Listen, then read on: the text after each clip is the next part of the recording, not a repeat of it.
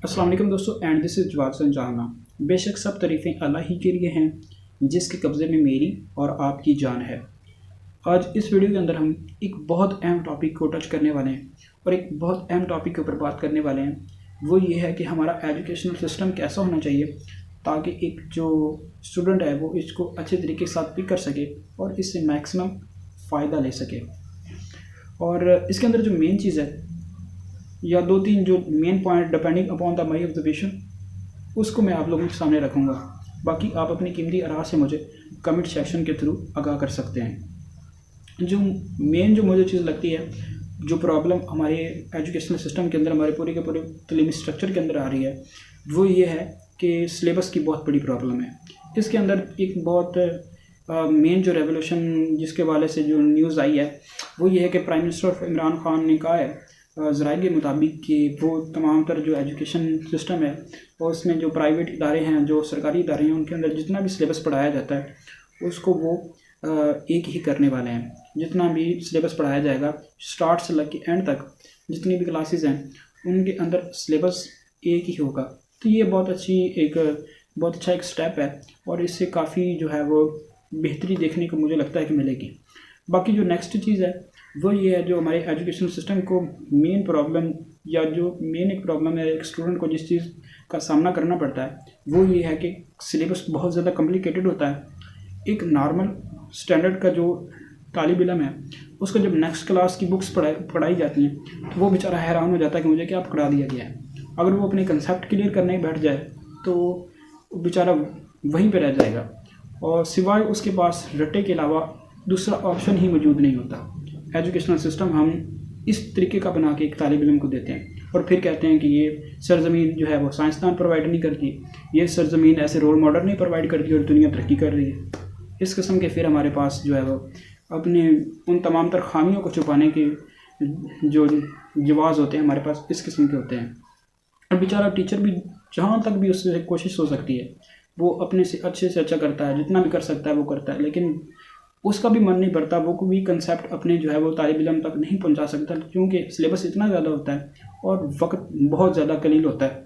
और बाज़ का तो हायर स्टैंडर्ड क्लासेस के अंदर ऐसे भी होता है कि 3 से 4 या 5 चैप्टर बहुत अच्छे तरीके के साथ स्टूडेंट पिक कर लेते हैं और नेक्स्ट क्या होता है कि उनके पास 2-3 मंथ रह जाते हैं तो उनके पास रट्टे के अलावा और कोई दूसरा ऑप्शन ही मौजूद नहीं होता। तो आप खुद ही सोच सकते हैं कि इस किस्म की कंडीशन के अंदर एक तालिब इल्म अगर निकल के आएगा, नंबर चाहे वो रट्टे से जितने भी ले लें, तो वो क्या एक जो साइंसी या इस दौर के अंदर वो एग्जिस्ट कर सकता है? कभी भी नहीं।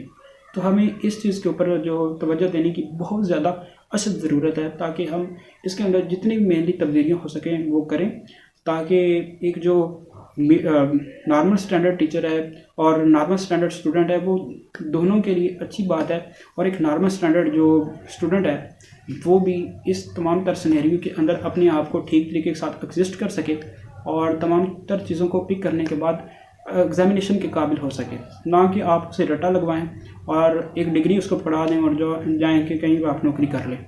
इस किस्म की जब हमारे पास थिंकिंग रहेगी, इस किस्म का जब हमारे पास ये एजुकेशन सिस्टम रहेगा तो हम कभी भी मेनली एग्जिस्ट नहीं कर सकते। सो इस चीज़ के ऊपर वर्किंग होने के लिए इसकी चीज़ के ऊपर तवज्जो देने की बहुत ज़्यादा ज़रूरत है। अब मेन जो चीज़ है थ्योरेटिकल बहुत ज़्यादा है। आपको पूरे पाकिस्तानी इदारों के अंदर जितने भी तलीमी इदारे हैं सब चीज़ें आपको थ्योरेटिकल मिलेंगी। कोई आपको इक्का दुक्का आपको ऐसे इदारे मिल जाएंगे जहाँ पर थोड़ा बहुत प्रैक्टिकली चीज़ों के ऊपर भी तवज्जो दी जाती है। आप अगर बच्चे को इस्लामियात भी पढ़ाते हैं तो आप उसको कहें कि इस्लामियात के अंदर आप अगर इखलाक के बारे में पढ़ते हैं तो आप उसे क्लासरूम के अंदर अप्लाई करेंगे। इखलाक क्या होता है? अगर आप झूठ के नुकसान के बारे में पढ़ते हैं तो उसे आप क्लास के अंदर अप्लाई करवाएं।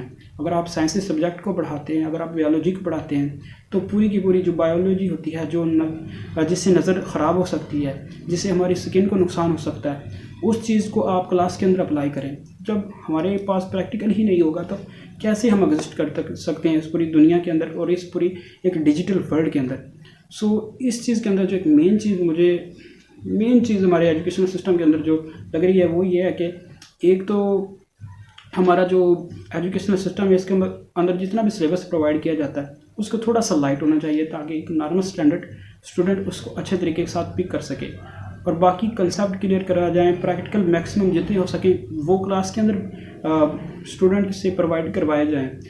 ये नहीं कि उसके लिए आपको मशीनरी चाहिए, उसके लिए आपको अखराजात चाहिए, आप वैसे ही स्टूडेंट को कहें कि आप एक दूसरे के साथ मिलकर एक दूसरे की एक एटमॉस्फेयर के अंदर मिलकर आप इन तमाम चीज़ों को जो है वो गो थ्रू करें, ताकि आप चीज़ों को और कंसेप्ट को अच्छे तरीके के साथ क्लियर कर सकें और आप एक एग्जामिनेशन के काबिल बन सकें। ना कि रट्टे सिस्टम की तरफ अगर हम अपनी कौम को लेके जाएंगे तो आप बताएं कि हमारी कौम का नेक्स्ट या आने वाला कल कैसा होगा। सो मैक्सिमम जितना हो सके हमें इन 2-3 पॉइंट चीज़ों के ऊपर तवज्जो देने की बहुत ज़्यादा ज़रूरत है। एक ये कि सिलेबस बहुत ज़्यादा लाइट होना चाहिए जितना भी मैक्सिमम हो सके, और ताकि स्टूडेंट को भी समझने में आसानी हो और टीचर भी जितना भी मैक्सिमम अच्छे तरीके के साथ प्रोवाइड कर सके स्टूडेंट तक, उससे भी मैक्सिमम उसके लिए भी बहुत ज़्यादा आसानी हो। और बाकी यह है कि प्रैक्टिकल के ऊपर तवज्जो दी जाए, जितनी ज़्यादा प्रैक्टिकल करवाए जाएंगे क्लासरूम के अंदर, जितनी ज़्यादा प्रैक्टिकल चीज़ों के ऊपर तवज्जो दी जाएगी, ना कि ज़्यादा थ्योरेटिकल चीज़ों के ऊपर अगर हम तवज्जो देते रहेंगे तो ये फिर रट्टे वाले ही हमारे पास तालिब इल्म आएंगे। कंसेप्चुअल किसी चीज़ या किसी भी इदारे के अंदर कंसेप्ट किसी भी चीज़ के क्लियर नहीं होंगे तो तब हम सोच सकते हैं कि कैसे भी हीरे प्रोवाइड करेगी ये ज़मीन। सो नेक्स्ट के लिए अल्लाह हाफिज़। और इस तरीके के साथ हम इंफॉर्मेशनल कंटेंट के ऊपर बात करते रहेंगे, वक्त के साथ साथ इंशाल्लाह इनके अंदर रेवोल्यूशन भी आती रहेगी। सो जितने भी मेरे सब्सक्राइबर हैं उन तमाम को अस्सलाम वालेकुम और अल्लाह हाफिज़ कि आप मेरी वीडियोस को देखने के लिए वक्त निकालते हैं। सो